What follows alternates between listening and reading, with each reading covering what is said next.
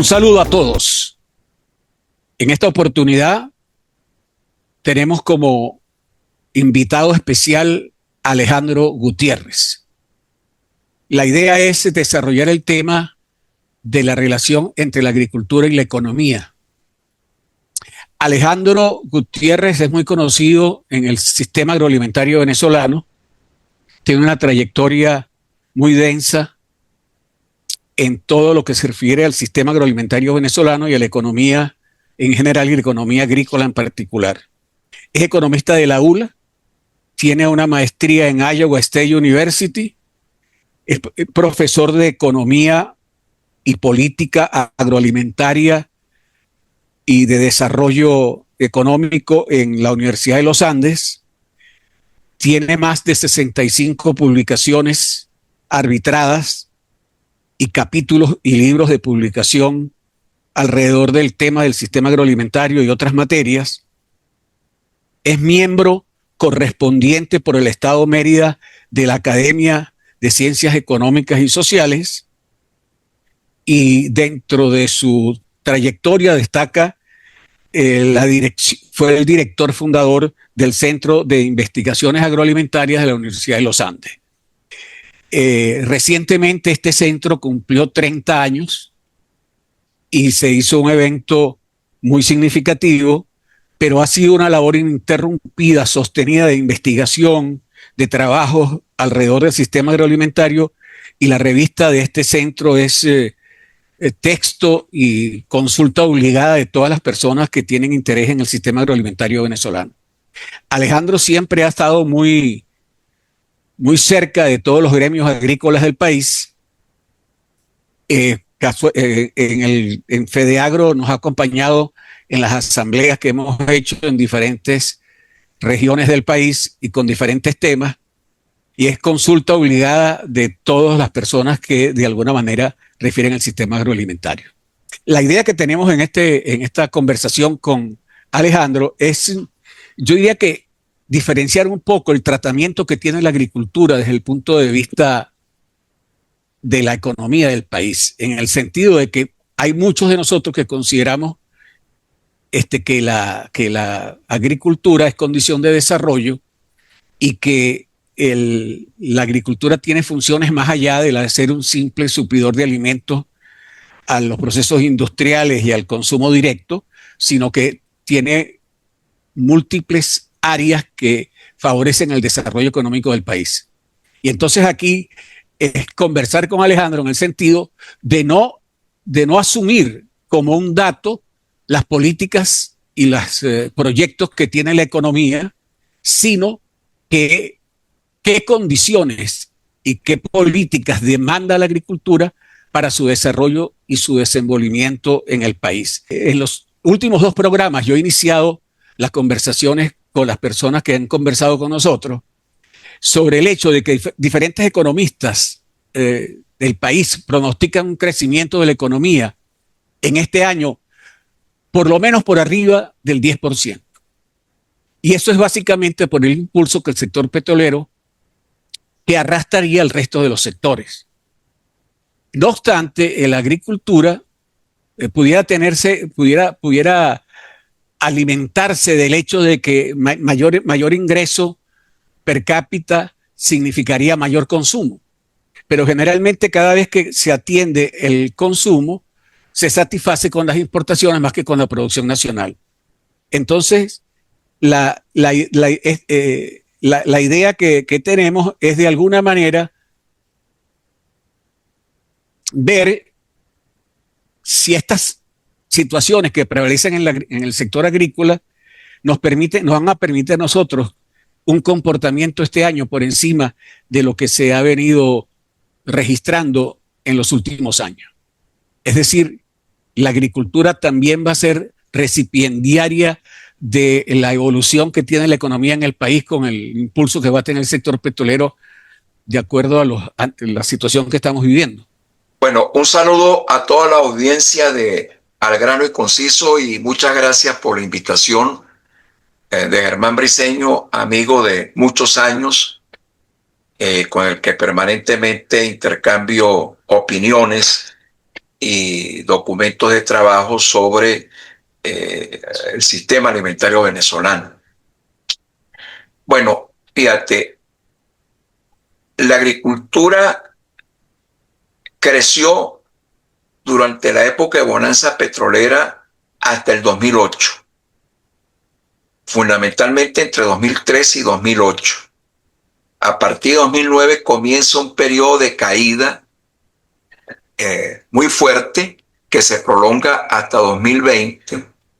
En 2021 comienza a crecer un poco, pero recordemos que, es decir, desde 2021 hay una recuperación.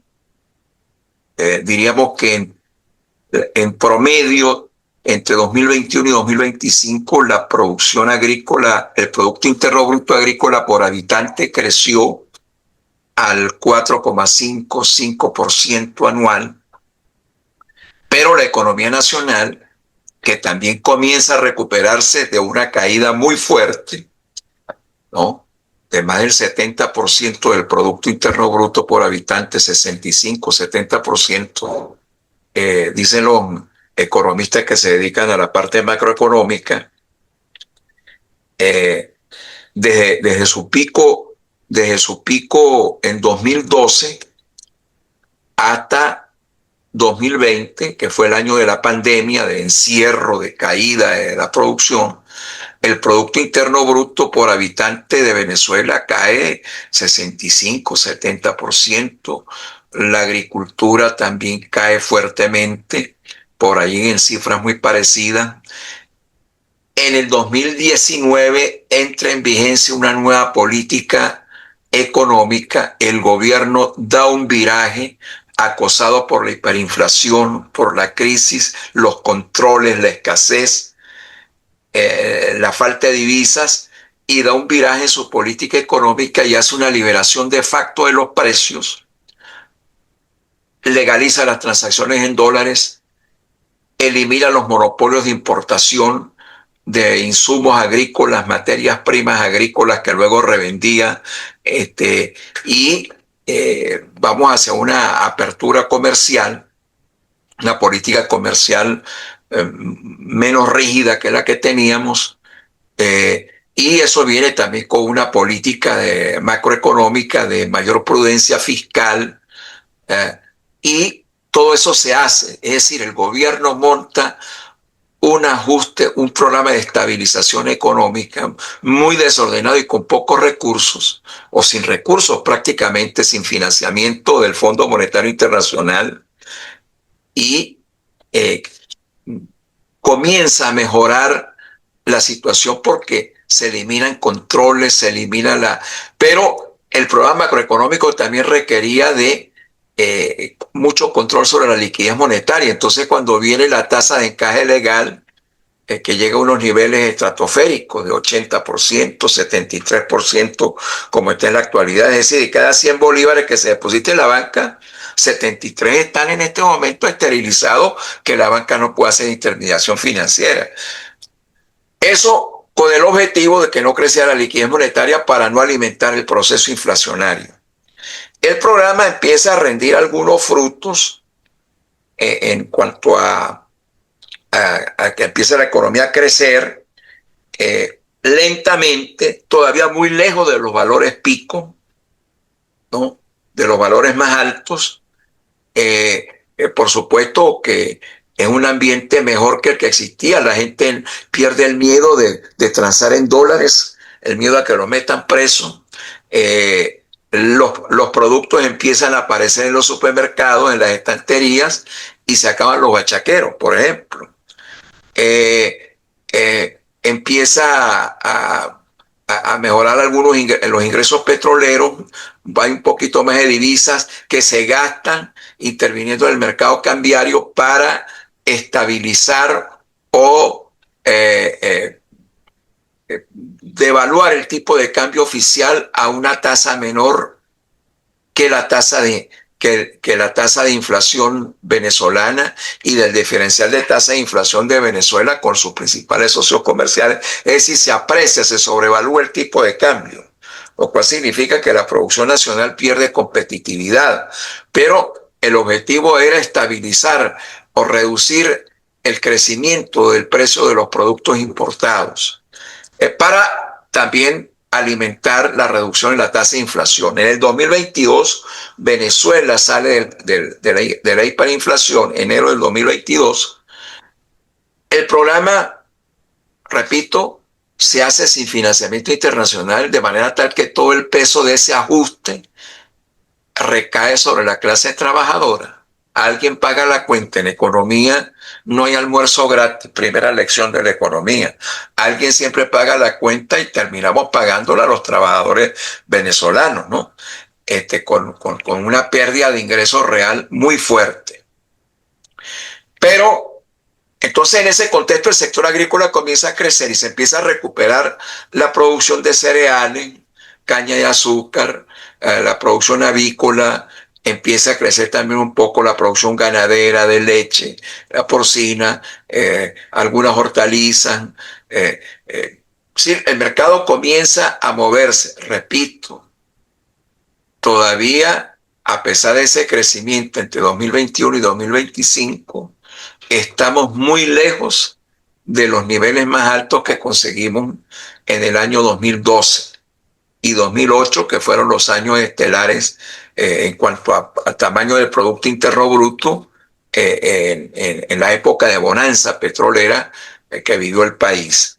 Entonces, la agricultura está creciendo, el sector agrícola está creciendo, pero a una tasa inferior, yo diría que a la mitad de lo que crece el resto de la economía. Por supuesto que la agricultura también está golpeada por el problema del financiamiento. ¿Por qué no se siembra más superficie de productos que tienen un mercado y donde necesitamos sustituir importaciones? Maíz y arroz, por ejemplo. ¿Por qué no se siembra más? Bueno, porque la gente está trabajando con los pocos recursos que tiene, con algún financiamiento de la agroindustria en insumos, y el que tenga acceso a la banca internacional porque tiene ahorros afuera puede conseguir de repente un financiamiento.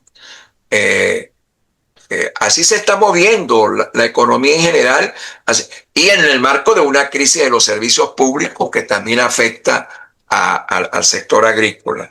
Entonces, digamos para comenzar que en 2026 debería también seguir creciendo el sector agrícola.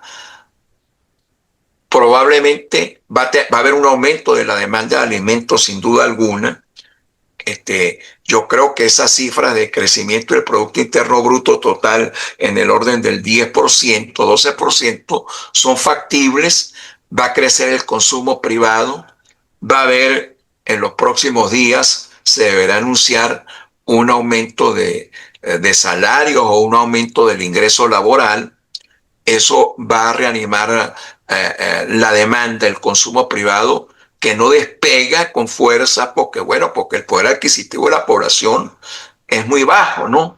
Entonces yo creo que sí, que en 2026 no hay razones para pensar que no va de nuevo a crecer el sector agrícola, porque lo ha hecho en condiciones más restrictivas que las que vamos a tener en 2026. Apenas hemos terminado el primer trimestre. No es un exceso de optimismo, sino que me estoy orientando por lo que se ha logrado en años donde hemos tenido más restricciones. Por supuesto, hay allí algunos factores también de orden exógeno que nos van a afectar, unos positivamente, otros negativamente. Por ejemplo, la guerra entre Irán y Estados Unidos, y Irán versus Estados Unidos e Israel. Esa guerra, ya está produciendo consecuencias, ¿no? Consecuencias que rompen con las expectativas de los precios de las commodities agrícolas en los mercados mundiales. Que el precio del fertilizante, que no puede transitar por el estrecho de Hormuz, se está aumentando, que con precios del petróleo a más de $100 el barril se hace viable sustituirlo por biocombustibles que se fabrican a su vez con más demanda de materias primas agrícolas como maíz, soya, oleaginosas, ¿no? Por nombrar palma aceitera, es decir, que precios que se estaban deprimiendo de repente van a tener alzas que ya se está viendo. Esta mañana estuve revisando el último boletín del Instituto de Políticas Agrícolas de FEDEAGRO, del IPAF, ¿no? Entonces ya allí ya se reporta lo que está sucediendo en el mercado internacional y cómo nos está afectando. Muy bien, Alejandro. Pasando a otro tema, recientemente en Brasil hubo la 39 conferencia de FAO para América Latina y el Caribe, y ahí hubo una presentación del Ministerio de Agricultura y Cría, Ministerio de Agricultura y Tierra por parte del ministro actual. Dentro de la exposición que expresó el ministro, donde dio cuenta de los resultados positivos de la agricultura en los últimos años, refirió que Venezuela produce el 96% de los alimentos que consume.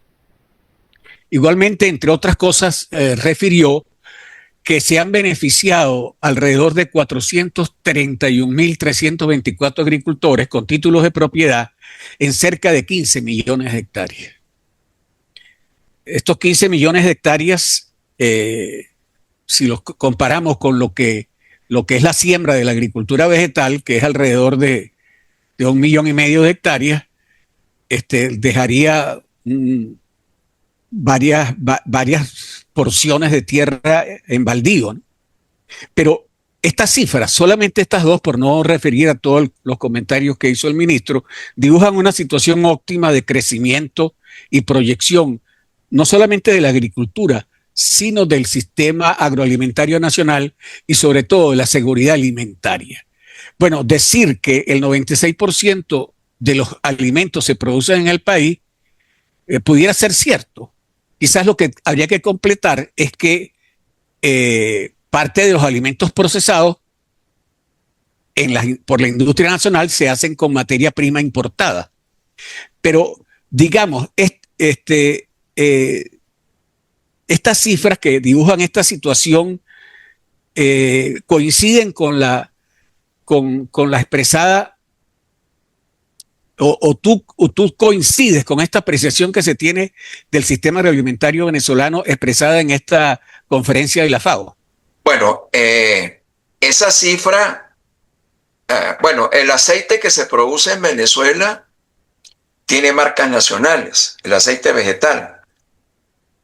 Pero para poder hacerlo tenemos que importar el 90% del aceite crudo que luego lo terminamos de procesar aquí en el país. Si lo que quiere dar es una imagen de autosuficiencia, no da toda la información.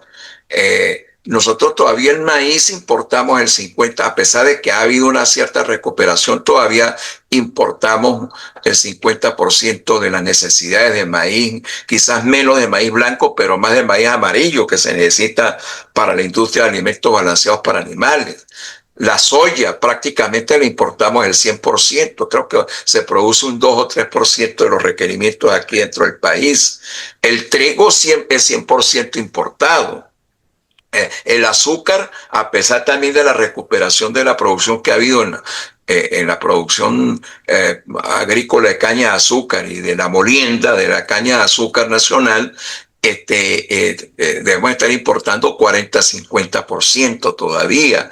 De manera tal pues que eso no dice toda la verdad, no dice toda la verdad de cuál es la dependencia que tiene el país de importaciones y la necesidad que tenemos, aunque a muchos de mis colegas no les gusta el término, de sustituir importaciones, por supuesto sustituirlas con eficiencia económica, sin exagerados niveles de protección, etcétera. Pero tampoco dice que lo que se está produciendo y lo que se está consumiendo en el país no asegura niveles de seguridad, no garantiza la seguridad alimentaria de todos los venezolanos. Todavía incluso las mismas estadísticas de FAO que se nutre de las estadísticas oficiales que no se publican aquí, pero que se les envía a la FAO allá a Roma,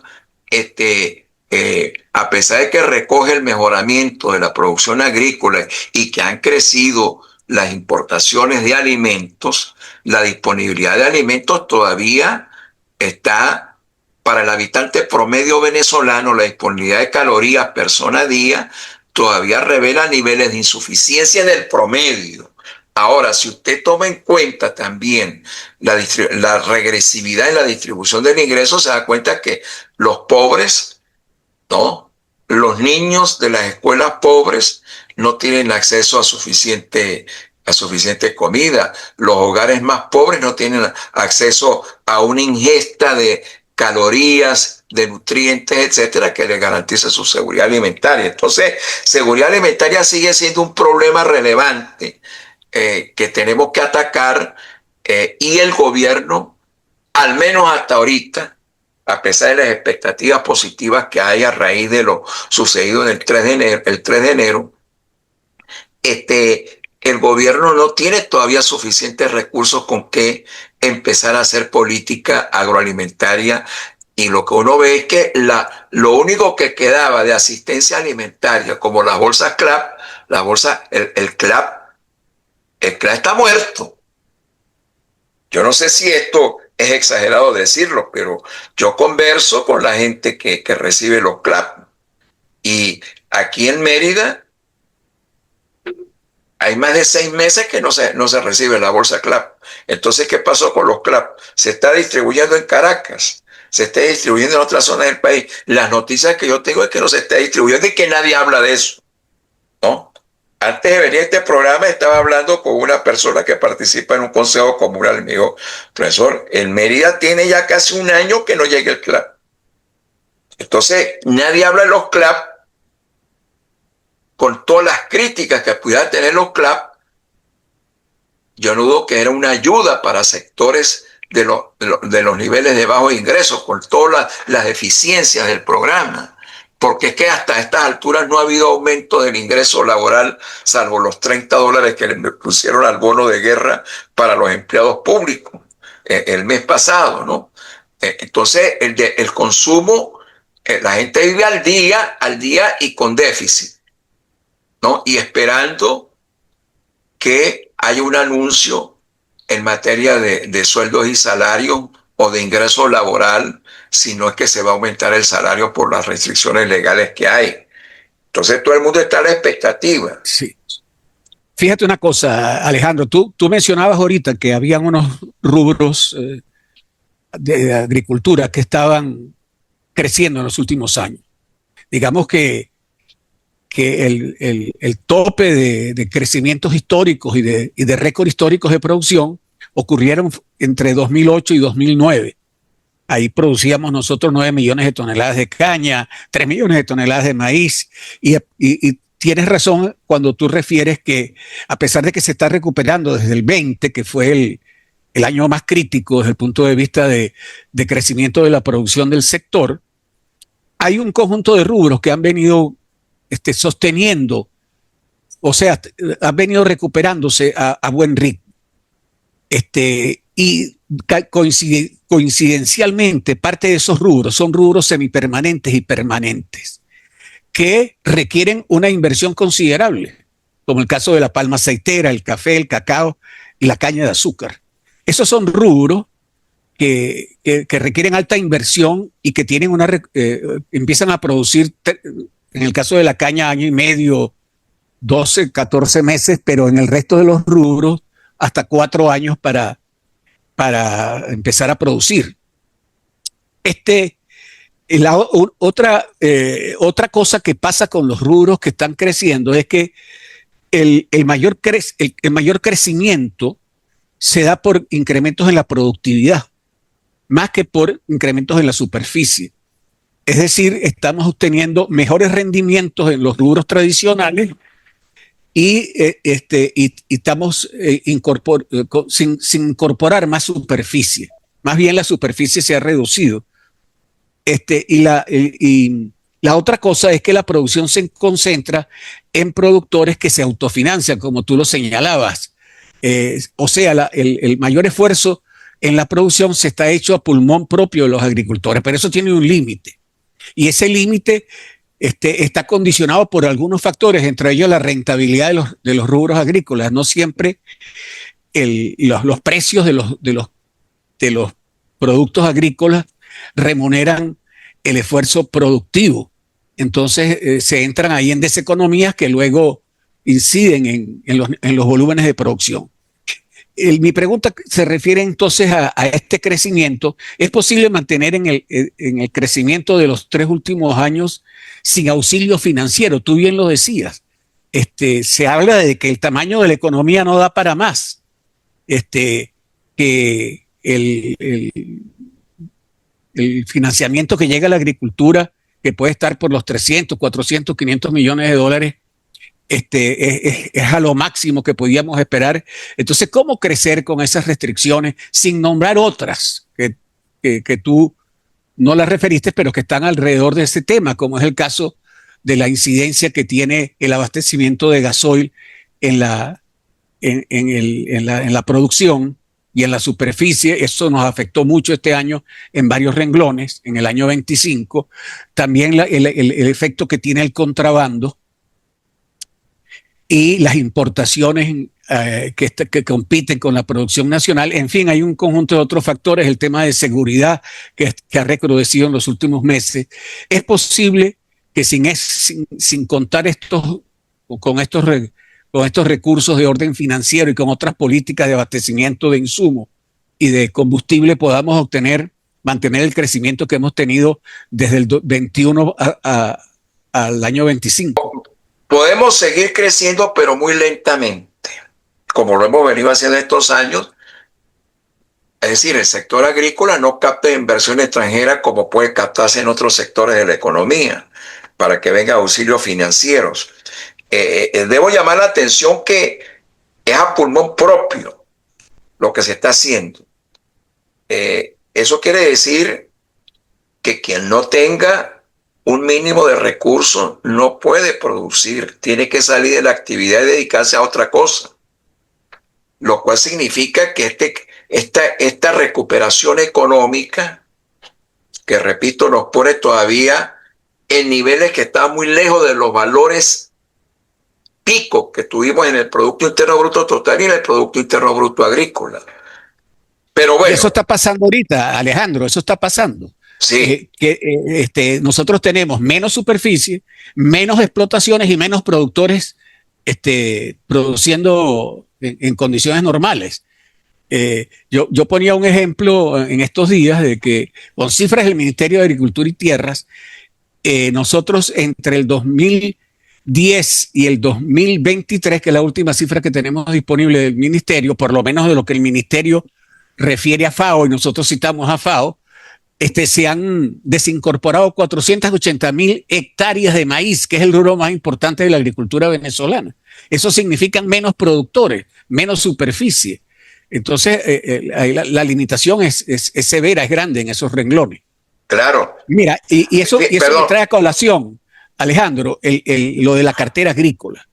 La cartera agrícola otrora representó una herramienta de apoyo para el sector. Y esa cartera se ha subsumido ahora en una cartera que llaman productiva, que se comparte con otros sectores de la economía, manufactura, turismo, salud, el hipotecario, vivienda, incluso género. Esta cartera, en lo que respecta al sector agrícola, está reducida a 2 cultivos y se reserva el derecho de aprobar el Ministerio de Agricultura se reserva el derecho de aprobar a los beneficiarios que propone la banca. Encima se cobran sobretasas, que cayó recientemente una reglamentación, una resolución ministerial que fija en 12% el interés, pero esos intereses que podían estar en el 6% llegaban hasta el 20%. Entonces la cartera agrícola, tal como está, que pudiera ser una herramienta para apoyar el crecimiento de la agricultura, se ha convertido en un obstáculo. Incluso hay que plantear ahorita volver a la cartera agrícola, sacarla de la cartera productiva y volver a la reglamentación de la cartera que tuvimos en años pasados. Bueno, fíjate,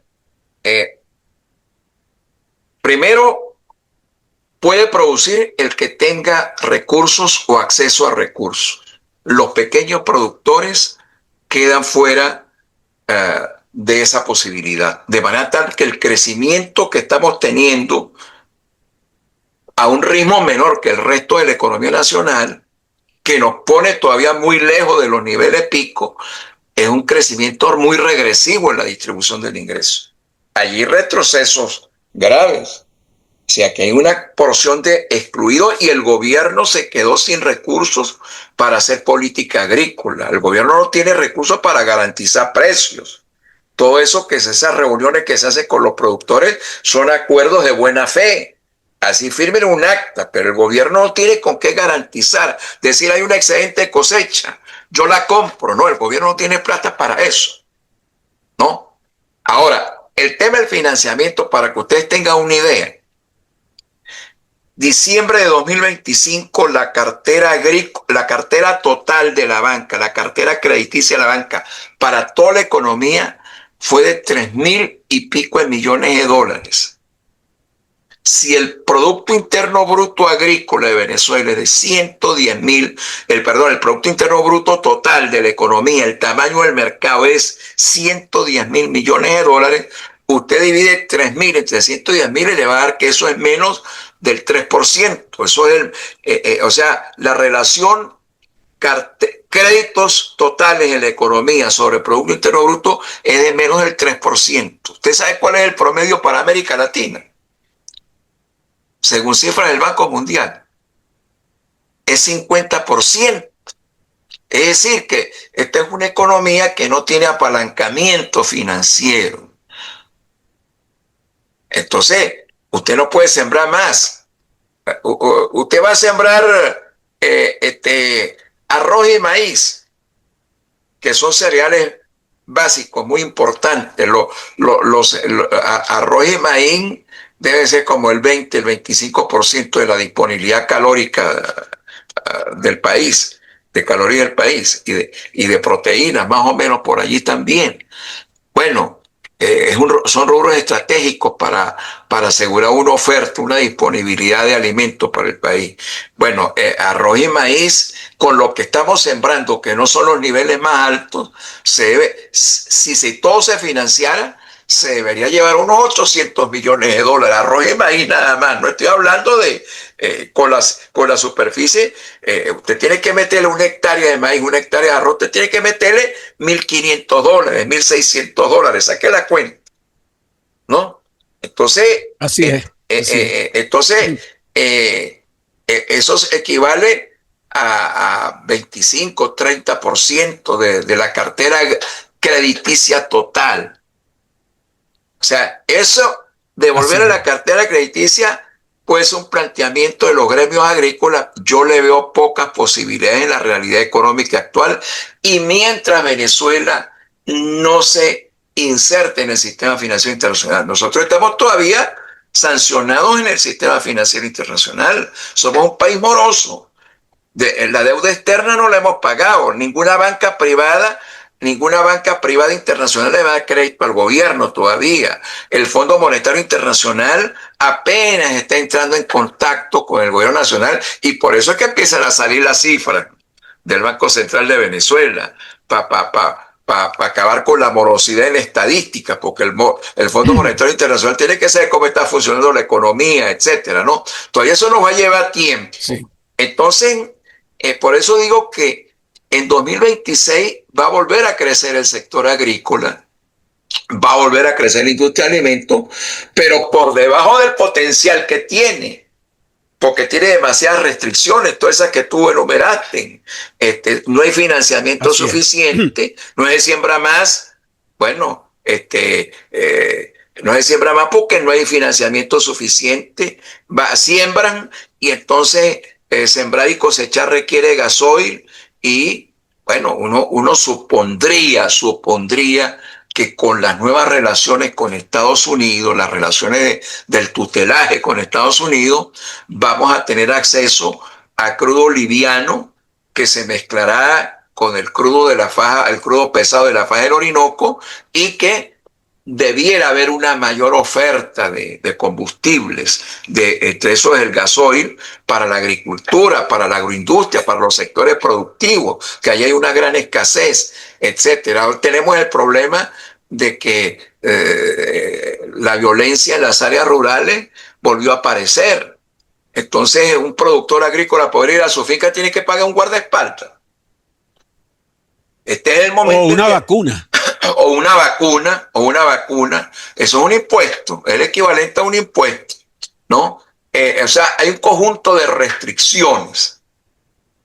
Aún así, uno cuando Sí. habla con los productores agrícolas, ¿qué es lo que dice? Bueno, pero ¿qué puedo hacer yo?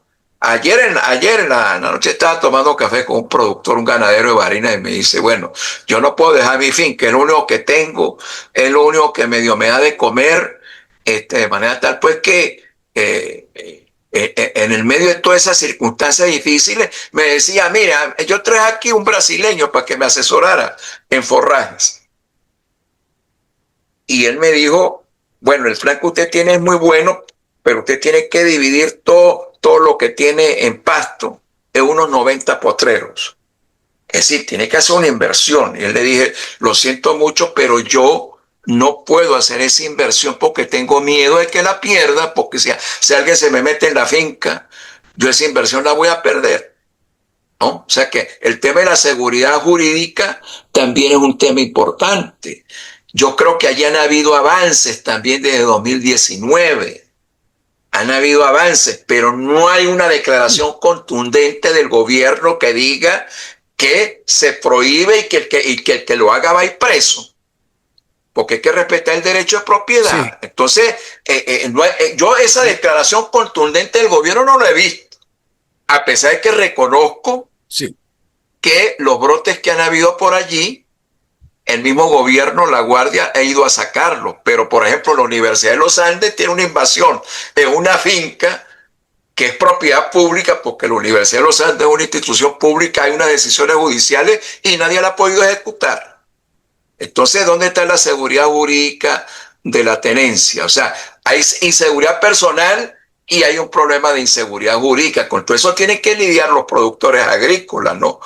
Y entonces por allí se Y asoman. Eh, hay una resolución del Tribunal Supremo de Justicia que impide a las fuerzas públicas actuar contra invasiones, atentados contra la propiedad, etcétera. bueno, entonces Eso, el gobierno que entró en esa tónica pro mercado y que ahora está tutelado por un gobierno que cree en el libre mercado y que cree en el respeto a los derechos de propiedad, pues bueno, el gobierno lo primero que debería hacer es dar una declaración contundente para dar así es. una señal de seguridad, ¿no? De seguridad de que si yo invierto en mi finca no voy a tener miedo a que alguien venga y me la quite, entonces yo pierda esa inversión. Entonces, esas son restricciones que hay allí.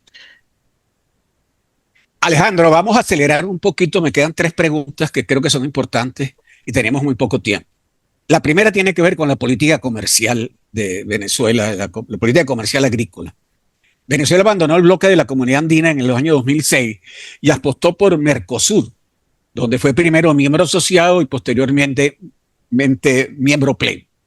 Ese mismo año fue suspendida y quedó fuera de los acuerdos de integración regional, excepto los acuerdos de alcance parcial y de complementación económica en el marco de la LADI. A nivel global fue desde 1990 miembro del GATT y miembro fundador de la OMC, como consecuencia el 1995. ¿Le conviene a Venezuela permanecer aislada de los bloques comerciales de la región? ¿Debería reintegrarse a los bloques a que perteneció? ¿O incluso en el marco de los acuerdos de la LADI denunciar algunos acuerdos de alcance parcial y replantearse acuerdos con socios de interés de Venezuela, como el caso de Colombia, y aún con el nuevo panorama económico y político con los Estados Unidos? Bueno, fíjense, el presidente Trump está desmoronando todo el orden económico mundial de la posguerra, donde están los acuerdos de comercio, ¿no? la Organización Mundial de Comercio está ahorita en una situación, yo diría, bastante precaria. Los acuerdos para ir hacia una liberación del comercio por los diferentes países miembros de la Organización Mundial de Comercio, todo eso está detenido. Pero digamos que hay un acervo, lo que se firmó, lo que se acordó. Venezuela está suspendida del Mercosur, está suspendida, pero tiene acuerdos de complementación económica con el Mercosur. Por ejemplo, si usted trae arroz de Brasil, de Argentina o de Uruguay, ese arroz no paga arancel de aduana por el acuerdo de complementación económica, porque estamos suspendidos como miembros plenos, pero somos asociados al Mercosur por los acuerdos de complementación económica que quedaron vigentes. Tenemos acuerdos comerciales de alcance parcial con los países de la comunidad andina, con Guyana, por cierto, otro competidor en el arroz, ¿no? De manera tal pues que Venezuela no está aislada. El acuerdo comercial de alcance parcial con Colombia se revisó hace 2 años y se logró incorporar allí unos aranceles a, a algunos productos, como por ejemplo la papa, pero eso es insignificante. El problema es que si las condiciones macroeconómicas, las condiciones sectoriales no favorecen la competitividad, bueno, yo sé que los productores agrícolas dicen que hay contrabando. Yo no dudo que una parte de la papa, por ejemplo, que entra al país pueda venir por troches. Sí. Pero hay una parte de la papa que entra que viene legalmente porque el acuerdo comercial de alcance parcial así lo establece, ¿no? Ahí hay que distinguir muy bien entre lo que entra legalmente y lo que entra ilegal y lo que entra ilegalmente. De manera que tenemos un desafío también, cómo somos competitivos. Cómo somos competitivos si todo el entorno, usted lo puede estar haciendo muy bien en su finca. Yo cuando voy a conferencias frente a los productores, digo, sí, usted lo hace muy bien en su finca. Se buscó un buen agrónomo que lo asesore, etcétera, pero cuando usted sale al mercado, usted tiene que ver a qué precio va a vender. Entonces, cuando hay auge de precios en el mercado mundial que se trasladan a los precios en el mercado nacional, la gente no se acuerda que el mercado mundial es un mercado, los precios allí son volátiles, que fluctúan. Por ejemplo, hace un año estábamos con precios del cacao $9,000, $10,000 la tonelada. Ahorita está en $3,000 la tonelada. El café se sostiene, ¿no? Se sostiene pero con una tendencia a la baja de los precios internacionales. Entonces, las perspectivas para arroz y maíz este año eran malas. La guerra de Irán, Estados Unidos, que es un factor no controlable por nadie, digo yo, de los países que producimos arroz y maíz, importamos arroz y maíz.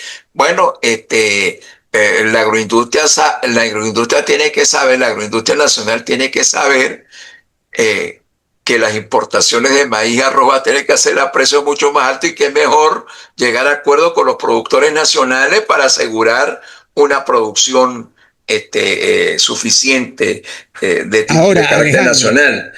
Perdón, ahora el tema de la política comercial que tú te referiste, que es muy importante, porque fíjate, ¿en qué consiste la política comercial para los rubros, para los cereales, por ejemplo, que son fundamentales, rubros de procesamiento agroindustrial?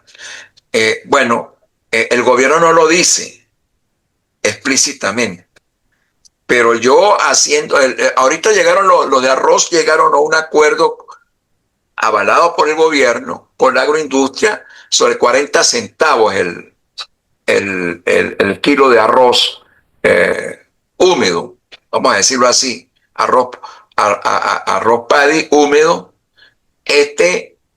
pero yo saqué las cuentas y esos 40 centavos de dólar es prácticamente lo que en el momento del acuerdo costaba traer un kilo de arroz importado. Es decir, no era tampoco ninguna concesión ¿Cuál es la concesión? Sí, la garantía de la compra de la cosecha nacional. Yo creo que ahí ese es un factor importante que hay que mantener en la política comercial. No me gusta la política comercial. ¿Qué no me gusta? La discrecionalidad para exonerar aranceles y el IVA. Eso no me gusta. Eso no me parece que dé una señal clara de cuál es la regla de juego, porque es muy discrecional. ¿Por qué le voy yo a exonerar un arancel a fulanito y por qué no se lo exonero a sotanito? Es decir, ese aspecto. Ahora, nosotros vamos a retornar más tarde o más temprano a esos acuerdos de integración económica porque el país no se puede aislar, porque hay un acervo de cosas ya firmadas, etcétera. Pero yo les voy a decir otra cosa. ¿Ustedes qué creen? Que con la situación geopolítica en la que está Venezuela, nosotros en cualquier momento no podemos tener un acuerdo de libre comercio con Estados Unidos. ¿Ah? Ahí se la dejo, ahí se la dejo. Bueno. Bueno, supóngase que el maíz y el arroz que venga de Estados Unidos entra con cero arancel. ¿Cuál es el desafío? ¿A qué precio va a entrar ese arroz y ese maíz? Tenemos que ser muy competitivos. Entonces tenemos también esa situación allí planteada que hace 4 años usted decía, no, eso es traído los cabellos, eso nunca va a suceder. Bueno, yo hoy, objetivamente, es una opinión muy particular mía, yo veo en el mediano plazo, si no en el corto plazo, la posibilidad por las razones, por el vínculo que vamos a tener con Estados Unidos durante algunas décadas, diría yo, y no piensen que estoy exagerando. Estoy hablando de realismo político.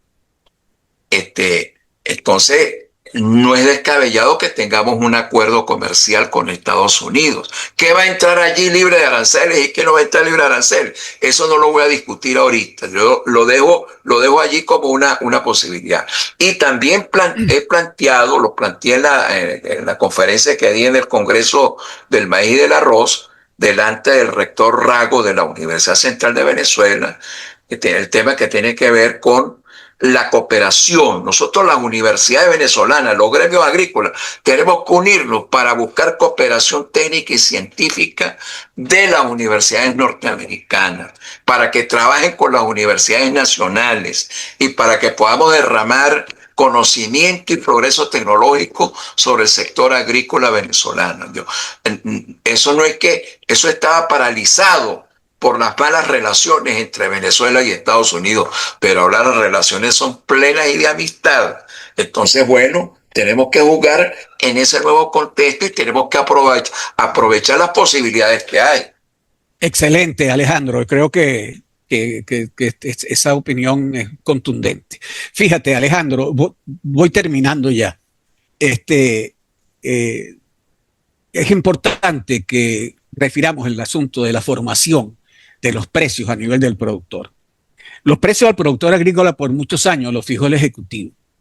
Se llamaban precios mínimos o de sustentación y los agricultores comúnmente protestaban, alegando que el gobierno sacrificaba la utilidad del agricultor por el de los consumidores.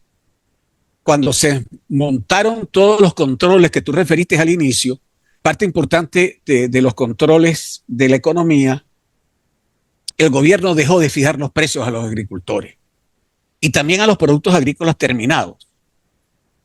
Y eso se celebró y había mucho optimismo de que eso iba a refrescar todas las relaciones entre la agricultura y la industria.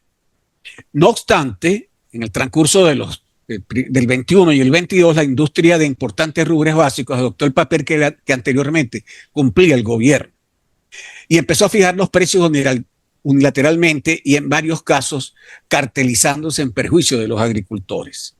Los resultados de esta situación son que los precios de los rubros agrícolas han decrecido en términos reales, desincentivando la producción nacional porque los costos de producción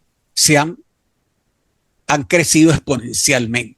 Entonces la utilidad, la rentabilidad del negocio agrícola está muy comprometido.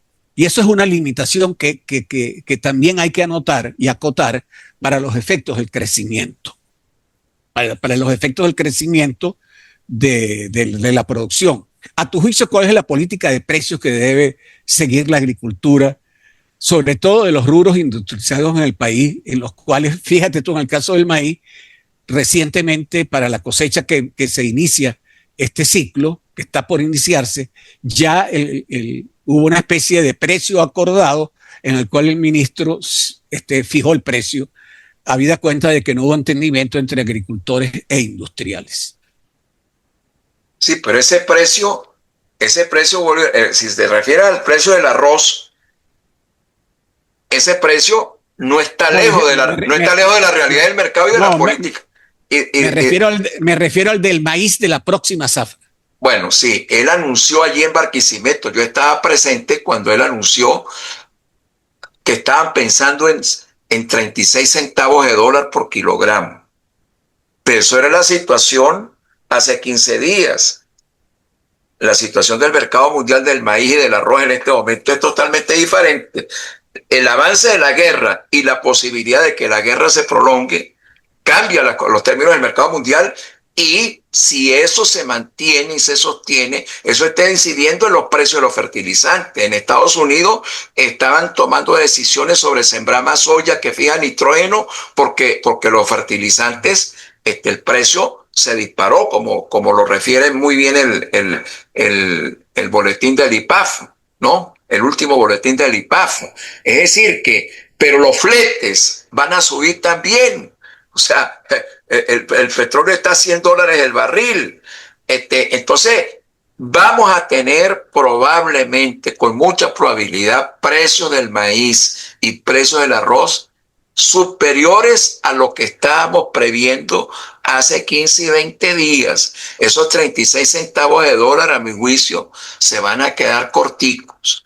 Recuérdense que nosotros en 2022, yo lo recuerdo muy bien porque di una conferencia también en el Congreso del Maíz y del Arroz, ese auditorio lleno de productores de maíz y de arroz estaba pleno de alegría. ¿Por qué? Porque estaba a 50, 52, 54 centavos de dólar el kilo de maíz.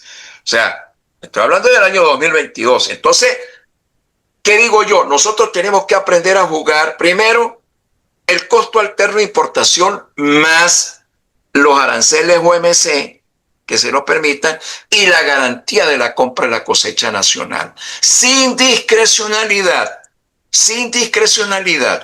No es que yo exonero a este y a este no lo exonero. No. Vamos a poner una regla de juego clara. ¿Qué significa eso? Eso significa, y le repito, nosotros podemos el gobierno no tiene con qué hacer, ni este gobierno ni el que venga, sea rojo o sea azul, va a tener condiciones para una política como las que hubo en el pasado. El problema del financiamiento se irá arreglando progresivamente en la medida que nos insertemos en el sistema financiero internacional, etcétera. Ahora, la política comercial, ok. ¿Qué ha significado? Tú lo dijiste muy bien. Ha sido por mejora en los rendimientos más que por aumento de la superficie. Claro, porque el que siembre maíz y no produzca 4.500 kilos está fuera del mercado. El que produzca arroz y no produzca 5.500 kilos está fuera del mercado por hectárea, ¿no? De rendimiento por hectárea.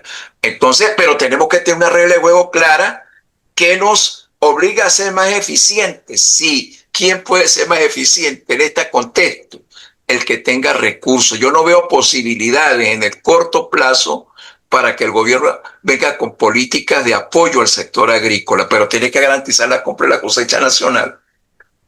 Tiene que garantizar la compra de la cosecha nacional y tiene que paralizar las importaciones que cuando haya necesidad de paralizarlas para garantizar la compra de esa cosecha nacional, donde el precio final va a ser el precio de bolsa más lo que cuesta traerlo, y nada de exoneración de aranceles. Juguemos con los aranceles que acordamos en la OMC, ¿no? Esa posición, Alejandro, la ha tenido Fedeagro, incluso, pero habla de un sistema de estabilización de precios internos, de los precios internacionales, porque hay situaciones con lo que está pasando con el maíz, donde tú ves que tanto México como Estados Unidos, en esta circunstancia de baja de los precios internacionales del maíz, están subsidiando a los agricultores. En Sinaloa, en todos los estados productores de México, hay volúmenes considerables de apoyo a los agricultores para sostenerlos en la producción, habida cuenta de la situación de los precios internacionales. Alejandro, y lo dijo en Estados Unidos, más de 12.000 millones de dólares están destinados a subsidiar, a apoyar a los agricultores por la caída de los precios internacionales del maíz amarillo. Ahora, yo te voy a hacer un reto, que me queda un minuto de programa, Alejandro, pero no quería terminarlo sin referirte una situación que plantearon aquí unos especialistas en un programa que hice yo de arroz, y como quiera que tú hiciste una presentación de arroz en el Congreso, el tercer Congreso de Maíz, y en este caso con invitado especial del arroz, el director de arroz de Fedeagro nos decía que dado la necesidad de inversión que tiene el desarrollo arrocero, donde el arroz de riego es fundamental y la inversión en riego es considerable, tenemos como una especie de techo con la superficie dedicada al arroz. Es decir, nosotros no vamos a poder crecer mucho más en arroz que los volúmenes que tuvimos este año y que a lo mejor vamos a poder tener el año que viene, alrededor de 140.000 o 145.000 hectáreas en los dos ciclos, norte, verano, invierno de este año. Eso quiere decir que ahí teníamos una limitación. Entonces el crecimiento ahí va, ¿qué ha pasado en el arroz? Que ha enfrentado algunos problemas con algunas enfermedades que han disminuido los rendimientos y que también ha sido, lo ha impactado las situaciones climáticas. Que pareciera que no tenemos mayor posibilidad de crecer mucho en este rubro, más que los volúmenes que tenemos ahorita de alrededor de 550.000 toneladas de arroz. ¿Qué mensaje le diste tú a los agricultores arroceros que estaban en el Congreso de Maíz y Arroz? Bueno, yo estaba pensando en el problema de la maquinaria y los equipos agrícolas que están obsoletos, y decir, bueno, ¿y por qué no podemos comenzar a conversar sobre créditos del Exim Bank para el sector privado, donde entran los productores agrícolas, los gremios agrícolas, etcétera? Tenemos que buscar la manera de... No voy a hablar de captar inversiones extranjeras, puede aparecer alguien que pueda meter dinero en el sector agrícola, en alguna... pero nosotros tenemos, compañeros, entramos en una nueva etapa geopolítica para el país. Tenemos que asumirla. Asumirla quiere decir que tenemos que evadir las amenazas, pero tenemos que aprovechar las oportunidades. Todavía no estamos insertos en el sistema financiero internacional, pero el sector privado puede obtener financiamiento. El sector privado puede obtener financiamiento directo y cooperación científico y técnica. Yo creo que hacia allá tenemos que ir.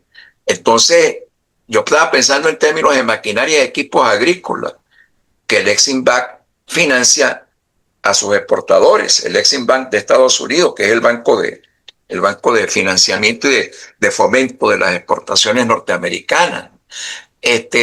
Tenemos que ver si los equipos de riego también pueden ser financiados, ¿no? O sea, tenemos que explorar múltiples posibilidades y tenemos que mirar hacia el norte.